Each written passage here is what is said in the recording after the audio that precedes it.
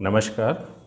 आज मैं आपके समक्ष एक क्लेम स्टोरी साझा कर रहा हूँ और इसमें इंश्योर्ड के साथ कुछ गलत हो रहा था और उसने एक लड़ाई लड़ के कम्युनिकेशन करके अपना वाजिब बीमा क्लेम हक पाया। तो मैं इसको आपके समक्ष ला रहा हूँ। शायद जिन लोगों के साथ बीमा क्लेम विषय में कुछ गलत हो रहा हो तो वो इस क्लेम स्टोरी से कुछ सीखेंगे, जानेंगे और शायद उनको कुछ मदद हो, और जिनको ऐसी ज़रूरत नहीं भी है तो उन्हें भी क्लेम के विषय में कुछ जानकारी हासिल होगी। इसी उद्देश्य से ये मेरा आज का वीडियो है। तो मुझको ये क्लेमेंट हैं मिसेज़ रीना डेका। ये गुवाहाटी में रहती हैं और इनके पास एक टाटा टियागो गाड़ी है और ये 6 महीने पुरानी बात है। इनके बेटे का मुझको गुवाहाटी से मुझे फ़ोन आया था। उसने अपना इस क्लेम के बारे में डिस्कशन किया, मेरे से कुछ मदद मांगी और फाइनली एक कम्युनिकेशन के बाद इनको इनका क्लेम हक मिला। तो मैं इसको बताता हूँ। तो ये सब इनके पास एक 2020 मॉडल टाटा टियागो गाड़ी थी जिसकी आईडीवी लगभग 3,81,850 थी। तो ये जो मैडम है रीना डेका, इनके बेटे से ये गाड़ी कहीं वहीं गुवाहाटी में कहीं चला रहे थे तो एक मेजर एक्सीडेंट हुआ और उस मेजर एक्सीडेंट के बाद ये अपनी गाड़ी को एक गुवाहाटी में एक टाटा डीलर, जो टाटा मोटर्स का डीलर है, ऑथोराइज्ड डीलर, उसके यहाँ ये क्लेम प्रोसेस के लिए ले गए। गाड़ी मेजर एक्सीडेंट थी, गाड़ी में काफ़ी लॉस था। तो जब ये क्लेम इंटीमेट किया तो इनको वर्कशॉप ने एक पेपर पे इनके साइन कराए और उनसे कहा कि साहब इसमें लगभग एक प्लेन पेपर पे जॉब कार्ड पे साइन करा लिए, अपने भी किए, इनसे भी करा लिए और वर्बली इनको कहा कि आपका क्लेम तो हो जाएगा, गाड़ी रिपेयर हो जाएगी, लेकिन 27,000 आपको देने पड़ेंगे और बाकी सारा क्लेम बीमा कंपनी दे देगी। जबकि इनकी policy 0 depreciation, add on coverage और जो बाकी कवरेज होती हैं, रिटर्न टू इनवॉइस, कंज्यूमेबल आदि करके, वो सब भी थी। चूँकि इनको क्लेम विषय में ज़्यादा जानकारी थी नहीं, इनको गाड़ी से अपनी लगाव भी था और इन्हें लगा शायद पैसे देने ही पड़ते होंगे मेजर लॉस में, तो ये 27,000 देने के लिए तैयार थे। एक लंबे समय के बाद वो गाड़ी रिपेयर हुई। जब गाड़ी रिपेयर हो गई तो बिल बना उसका 3,70,000 समथिंग का, जबकि जो आईडीवी थी 381 थी, यानी आईडीवी से 10,000 रुपये के आसपास कम का उसका रिपेयर बिल बन रहा था। अब वर्कशॉप ने इनसे कहा साहब गाड़ी आपकी तैयार हो गई है, आप ले सकते हैं, आपको 1.25 रुपये के करीब देना पड़ेगा, बाकी बीमा कंपनी देगी। जब इन्हें 1.25 रुपये पता चला तो ये घबरा गए, बोले साहब आपने तो 27,000 कहा था और 1.25 तो बहुत ज़्यादा, लगभग 1,00,000 रुपये का फ़र्क है, तो इतना तो मैं नहीं कर पाऊँगा। उसके बाद इनमें आर्ग्यूमेंट हुआ कुछ, तो उसके बाद वर्कशॉप ने फाइनली कहा साहब ठीक है चलो 1.25 ज़्यादा है, 88,000 रुपये आपको देने और आप अपनी गाड़ी ले जाइए, बाकी बीमा कंपनी दे देगी। अब सब 88,000 भी काफ़ी ज़्यादा होता है, जबकि सारी कवरेज हैं, 0 depreciation coverage, return to invoice, ये सब। तो इन्होंने फिर मुझसे संपर्क किया। मैंने सारे केस को जाना तो मैंने कहा आपको बीमा कंपनी ने कहा था ऐसा कि, बोले नहीं। मैंने इनसे पूछा आपकी गाड़ी में सर्वेयर साहब कौन है, इन्हें मालूम ही नहीं उनका नाम। मैंने कभी आपसे किसी बीमा कंपनी की ओर से या सर्वेयर साहब ने बात की, इन्होंने कहा नहीं साहब।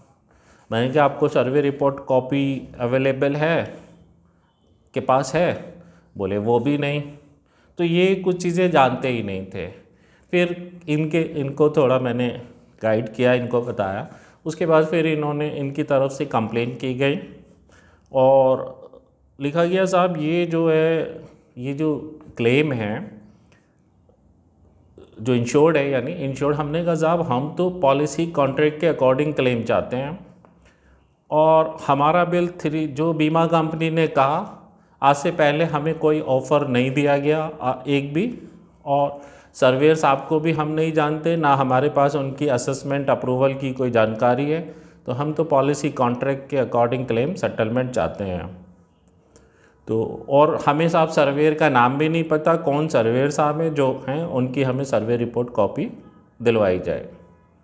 इसके बाद बीमा कंपनी के काफ़ी सीनियर ऑफिसर्स को ये कंप्लेन गई थी, तो बीमा कंपनी ने रेस्पॉन्स दिया और उन्होंने ऊपर से नीचे, नीचे से नीचे को चलते हुए कि भाई ये कंप्लेन रिजॉल्व करो।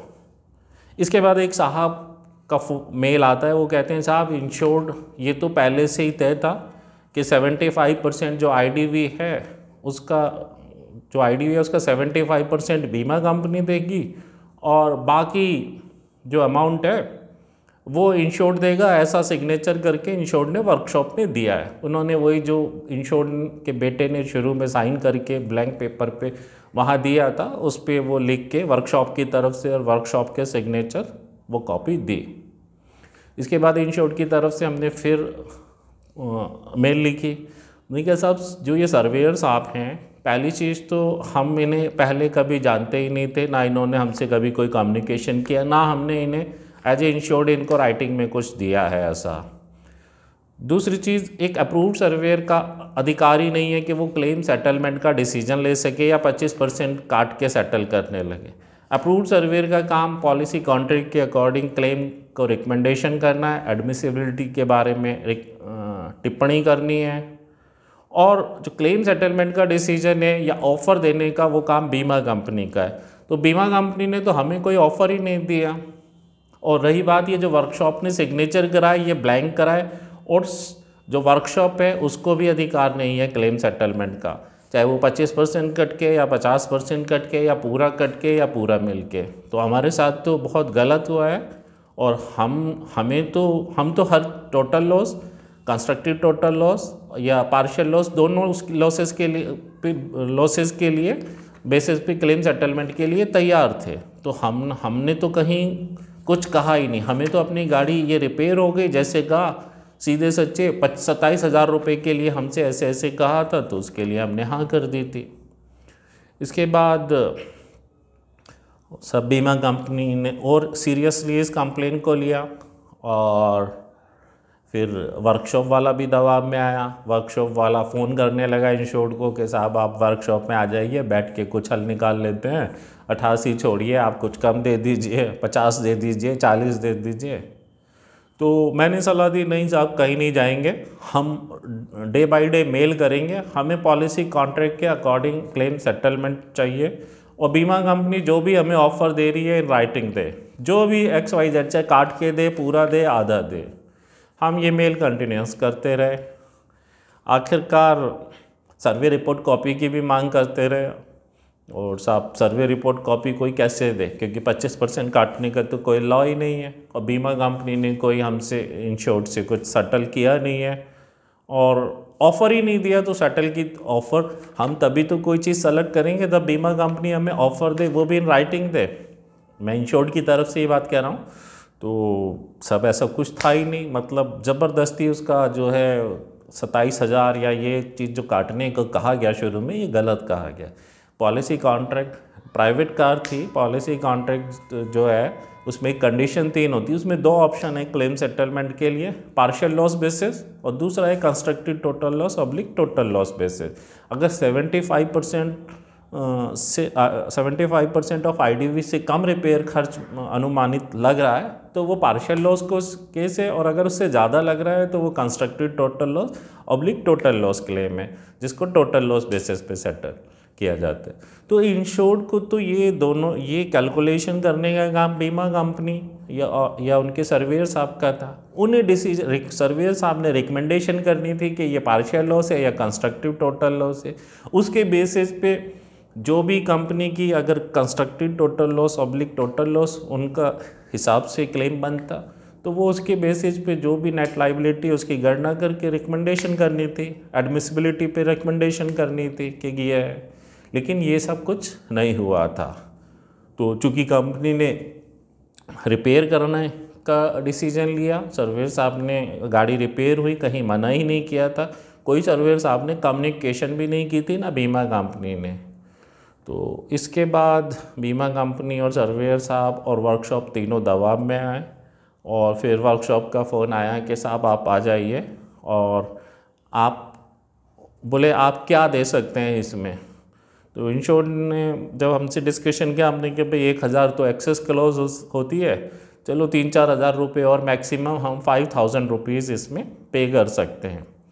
तो ये हमने वर्कशॉप के मैनेजर साहब को बताया। वर्कशॉप के मैनेजर ने इंश्योरेंस कंपनी से डिस्कशन किया और बीमा कंपनी और वर्कशॉप में आपस में कोई अंडरस्टैंडिंग हुई, उन्होंने क्लेम सेटलमेंट करने के लिए हामी भर दी।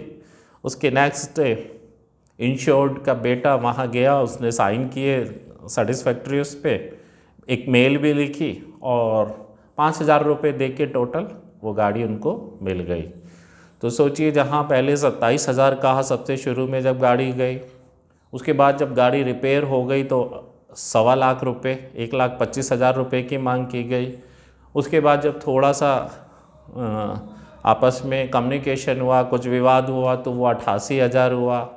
फिर वो थोड़ा सा जब उसके बाद और प्रॉपर कंप्लेन गई और अपने हक की मांग की गई, ये protection of policy holder interest gazette notification 2017 के अनुसार जो जनरल इंश्योरेंस क्लेम गाइडलाइंस है, या सर्वेयर रेगुलेशन 2015-20 में जो अप्रूव्ड सर्वेयर के लिए ड्यूटीज़ एंड रेस्पॉन्सिबिलिटीज़ और कोड ऑफ कंडक्ट है, जब उसके अनुसार शिकायत की गई तो बीमा कंपनी दबाव में आई और क्लेम को पॉलिसी कॉन्ट्रैक्ट के अकॉर्डिंग सेटल करने के लिए तैयार हुई।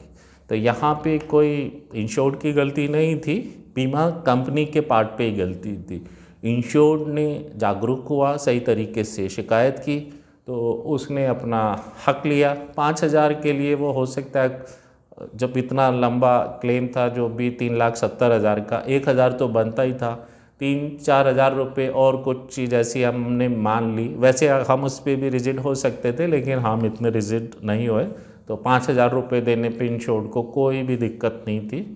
तो इस तरीके से उसको बिल्कुल फिट गाड़ी अपना 5,000 रुपये दे के मिल गई। तो अगर इसमें, और हाँ, इसमें जो सर्वेयर साहब थे उनका कहना भी यही था कि साहब जो शुरू में मेल आई थी कि इसकी आईडीवी इतना है, उसका 25% काट के 75% ये बैठता है, तो वो एक अमाउंट उन्होंने निकाला था, 2,83,000 रुपये वो देने के लिए कह रहे थे।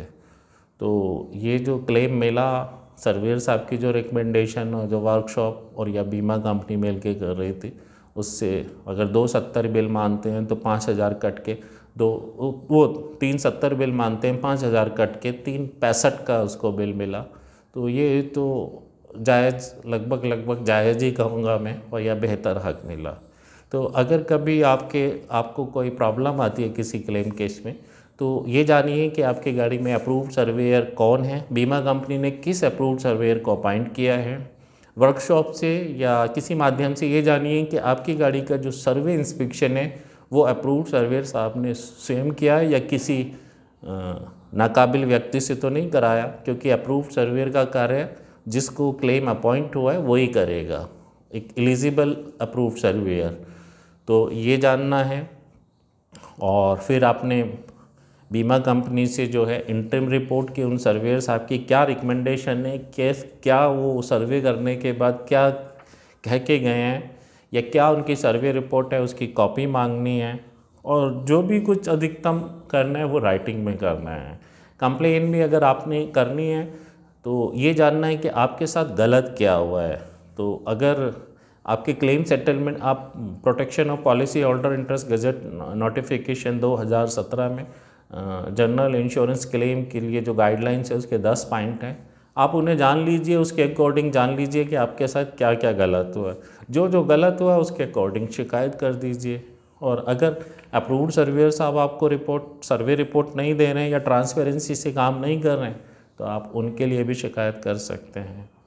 तो ये एक बेहतर तरीका होगा कि आपके साथ क्या गलत हो रहा है, उस गलत को जान के और फिर उस गलत के विरुद्ध आप शिकायत कीजिए हायर अथॉरिटीज़ को, तो आपको अपना हक मिल जाएगा। जैसे ये मिसेस रीना डेका को उनका वाजिब क्लेम हक मिला, तो वो बहुत खुश थे और हम भी खुश थे। तो अब इसको विराम देते हैं। नमस्कार।